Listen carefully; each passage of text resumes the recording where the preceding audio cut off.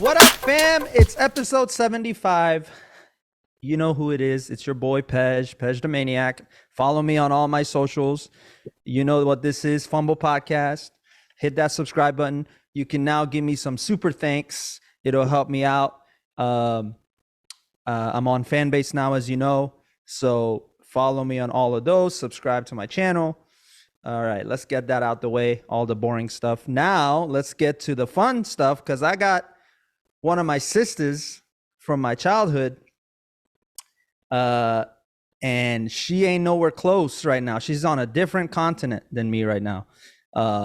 But I wanted to bring her on because her views, her backgrounds that you'll see soon on this episode in Costa Rica is amazing, to say the least. And more importantly than that, I just wanted to catch up with her because it's been a big minute since we've hung out and we've talked. So without further ado, my good friend Sabz, welcome to the episode. Hey, thanks for having me. Of course. You kind of look like you're floating with the background and everything, because it's Really? like, no, it's cool. Like, it's because like there's no, I don't see a floor. I just see yeah. Well, there's a floor. Okay. There's a ceiling, there's windows.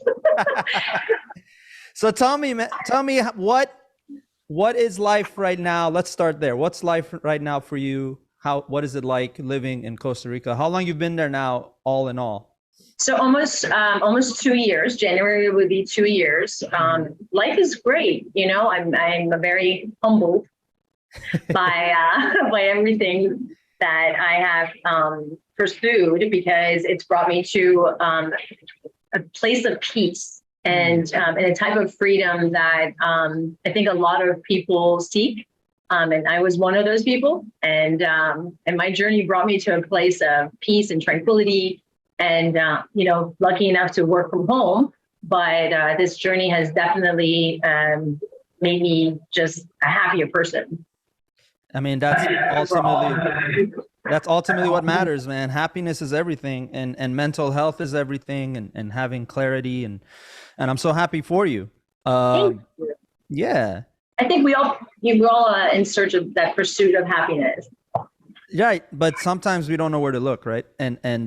Or how to start. Yeah. So how was that for you? Like, what gave you the clarity that you had to leave Virginia? Honestly, were you in Virginia before?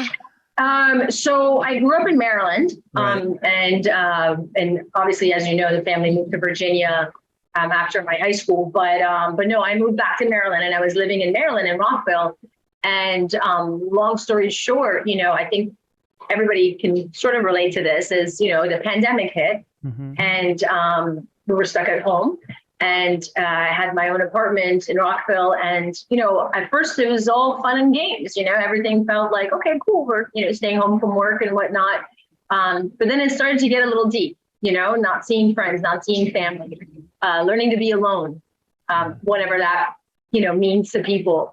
And I ended up being negative. Everything was so negative. And fast forward, as soon as they allowed us to fly out and kind of things started to open back up, I think I took full advantage of that. I looked in the mirror and I was like, I am so unhappy. I'm like, I've gained weight. All I'm doing is sitting at home. I'm not being active. I'm not talking to people. And my personality has always just been, you know, meeting people and networking, and it just didn't feel like myself anymore. So I called a friend who lives in Costa Rica and who does, you know, yoga retreats and whatnot and other healing medicines. And I asked for help. I think that's the most humble part about it, is when you feel like you need the help, is to ask. And I did. Yeah. And that journey has completely changed my perspective on things, life, nature, family, friends, and myself. Yeah. Well, what I caught from that is the fact that you did reach out, because that a lot of people can't do that. Like, a lot of people struggle with that, right? Because it's tough. You don't want people to know that you're struggling. You know, you have that Instagram you know, that look where everyone's like, oh, it's so great. She looks so happy. She's this. And I think, you really have to look within and say, look, there's someone that knows and has been doing this journey. Yeah. And I don't need to reinvent the wheel. I just need to ask questions and ask for help and see how that'll help me. Yeah. And you weren't afraid. I think that's the bigger thing, right? You left what you knew in Maryland and I mean, there was fear. There's always fear when you get up and pack up and you go to another country. Yeah. And I'm a city girl, and there was bugs that I've never heard of and seen of in my life. There was very, very uncomfortable moments for sure. To get used to being in the jungle. I mean, nature is so beautiful and it's so large and it's bigger than what we know. And it taught me a lot. And I think, it definitely lets you or allows you to balance your fears. Right. That's true. That's true, because fear is all, at the end of the day, right? And I want to hear your take on this, but fear to me is just an illusion. Like it's a tool to keep you from doing what you need to do, right? Like keep you from reaching your true potential, your more innermost findings. It's scary. Because we talk ourselves out of things, right? When you overthink, that little bit of fear comes in and it's like this big, and then we make it this big. Right, exactly. So I commend you for punching that bitch in the face and saying, I don't give a shit. I need to get out of here. It was definitely a YOLO moment. It was, I was like, I have to do something for myself. And I think, culturally, we're taught to constantly do things for other people, which is a beautiful thing. It's a beautiful thing. However, we're not taught to, hey, it starts with here. Take care of yourself. And not to sound cliche, I'm not talking about, eating well and being healthy and working out. I mean, those can all that's all great and dandy, but I'm really talking about being alone and being okay with it. Talking to yourself, and not in a way of like where you think you're crazy, but mental health really begins with yourself. It's like, am I okay? Talking to yourself and asking questions that a therapist would ask you. Yeah. And talk to yourself. Be like, am I okay? Is this what I want to do? I know society says this and society says that, but is that what I want to follow? I have to stop comparing myself to people. That was my biggest thing, is like, that person's doing that and has accomplished so much. Oh my God, this person is going to that school and really continue their education. Or that person got married and have kids, and like, should I be getting married? Like, and then I had to I'm like, that's not my journey. It's not. And that's the real, I think that's the real freedom in when you get to that point and you realize, I really don't give a shit what other people are doing. I need to be, if I don't, like, to go back to what you said about pleasing other people. Yes, in Persian culture, it's a double-edged sword. I say that because it's so easy to do that. It's so easy to please others. And I know people real close to me that still do that, and they're in their 40s, even 50s, right? But when I see them by themselves, they're miserable. They're not free, in a way. Because they put on a show. It's a show. It's this whole Aberu bullshit that we say, all the time. It's like it's a poison. I think it's a poison. I'm not hating on Persians. I'm not saying anything like that. But we're not the only culture. You have to understand, the Asian cultures, my Korean friends, we relate to each other a lot. Yes. In regards to that, it's a respect factor. I think just like, not to get too deep, but just like religion, Let's get deep, man. It becomes like a telephone. One person came down, is teaching something, and then the people change it. They're like, let's tweak this, to change this, and it becomes something that it wasn't meant to be. Right. So I think, with our families, their intention is always to be kind, to be loving, and to give. And that's something that I don't ever want to change about myself. Mm-mm. But what I want to do is make sure that whatever I'm giving I'm giving to myself first Yes. in order to be able to give better. Yes. In order to love others, you have to love yourself. That's something Yeah. I've learned, and you're going through it too.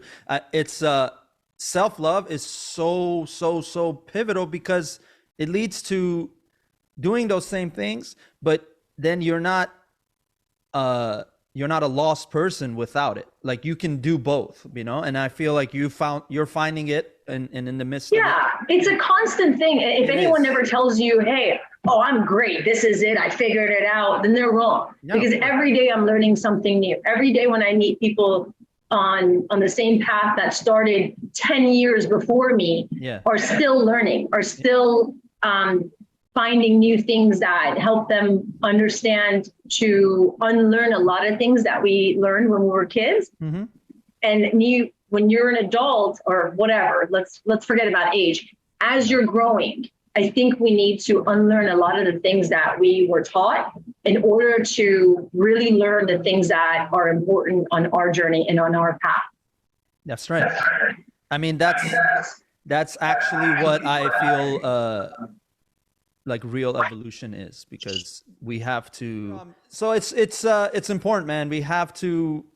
The evolution of it all, I think, between our parents to us, and even if kids are involved with you or me, I don't see myself being a parent anytime soon, but this is part of it. It's because I'm pursuing truly what I want to do, and that took 33 years for me to figure out, and that's okay. And that's okay. It's okay. Like I'm not being negative about it, but what I did realize is that okay, the time is now. I got the clarity to pursue acting and comedy, and I was like, I've always wanted to do this. I mean, you knew me from Persian class. Like I was a goofball, like it was like a little side funny note. Like Sabz and I, our parents were our Farsi teachers, right? Oh my God. My mom still writes me like text messages in Farsi just so I can continue reading. And it takes me like 10 minutes to just read this and respond. I'm like, Mom, I hope it's not important. But I love that. I love your mom, man. She's so sweet.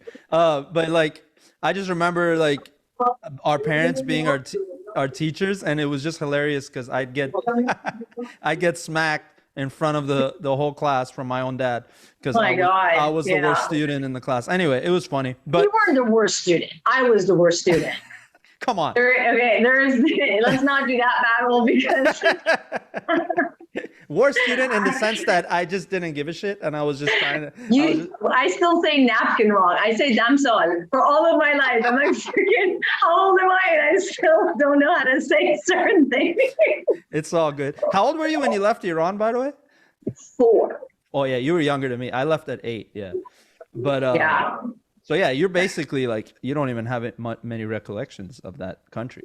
No, just weird things. Like honestly, when it thunderstorms and rains really hard, I remember telling my mom that like I don't know why I'm so freaked out about like thunderstorms, and I always I just kind of clench, and she goes, why? And I tell her this scenario. I was like, I remember being under the table with Dad's mom and sister for some reason or whatever, and they were telling me there's thunderstorms outside. She goes, those are bombs.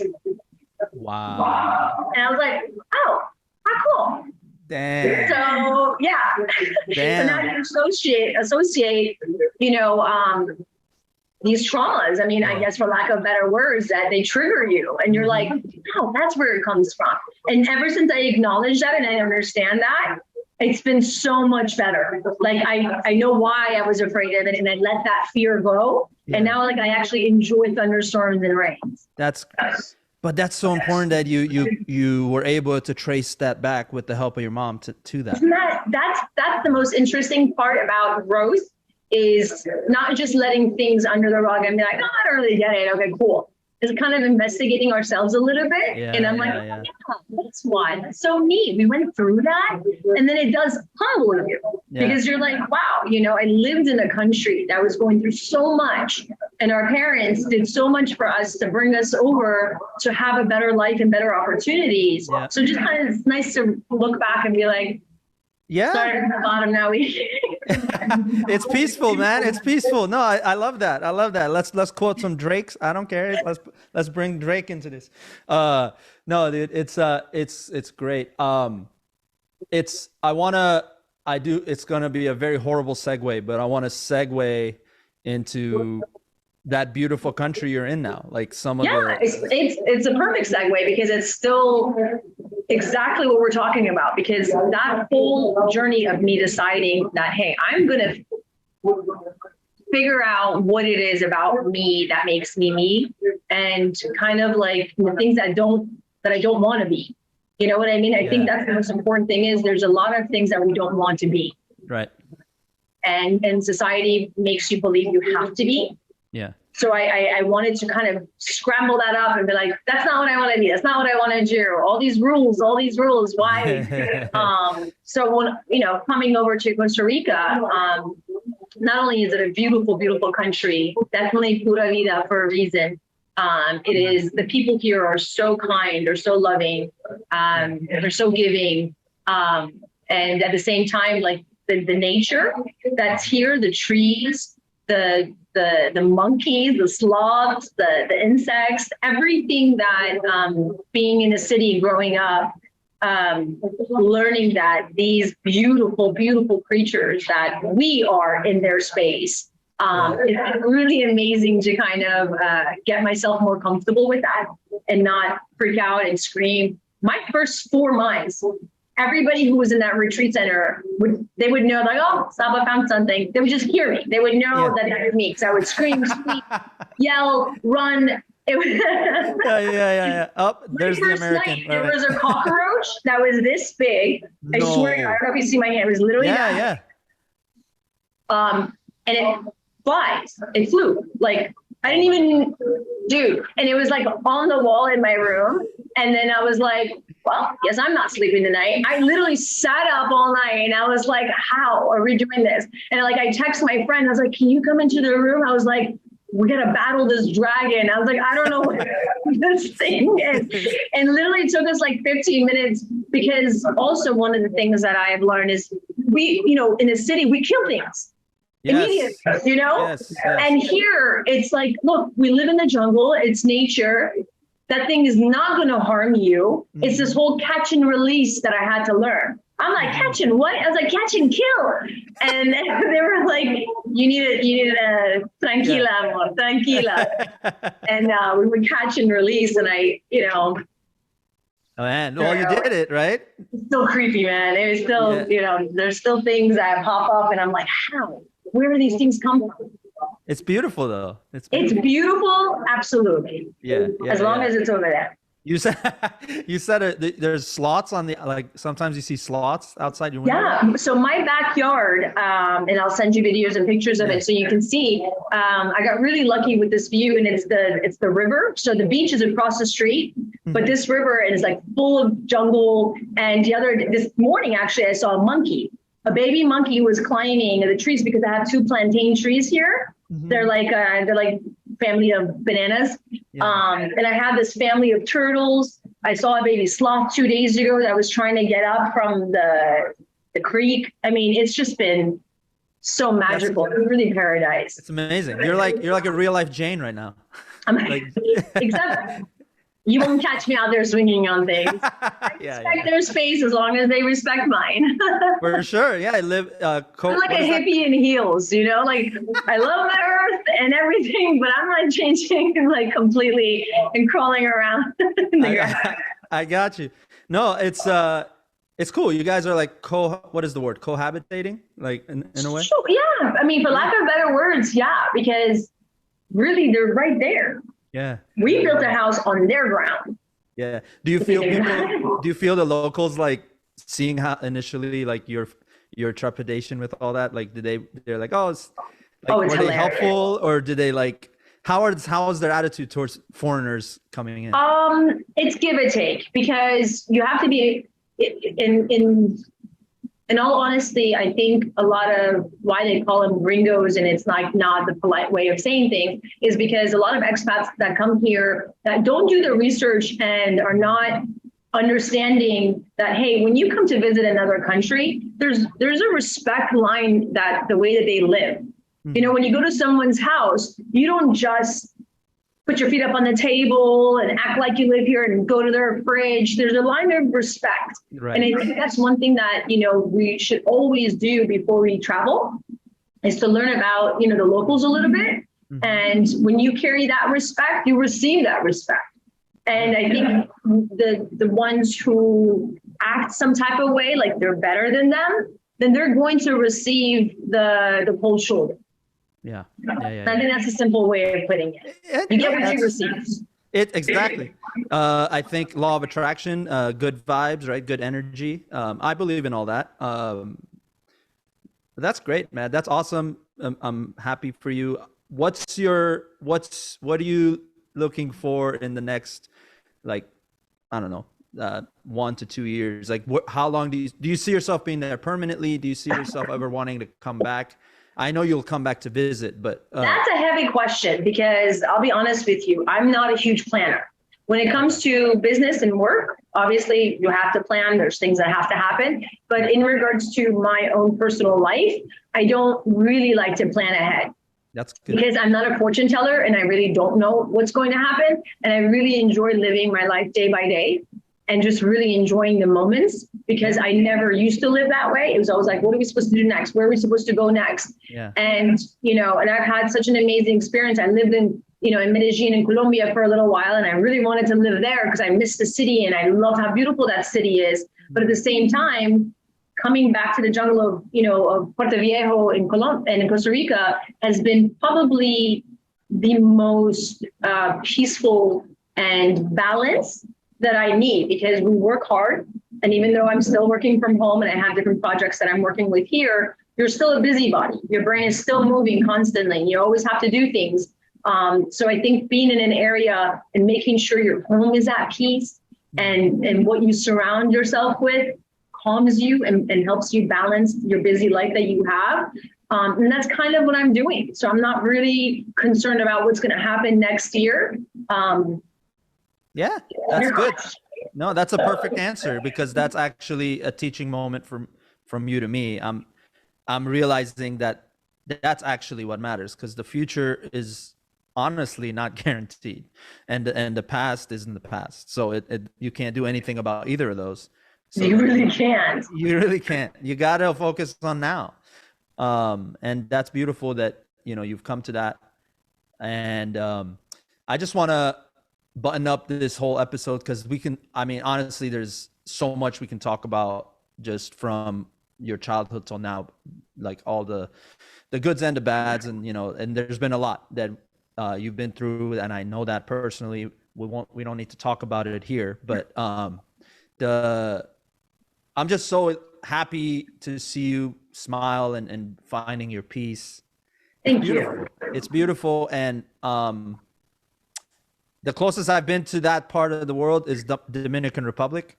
And that was beautiful. We went there for like 10 days with family. It was great.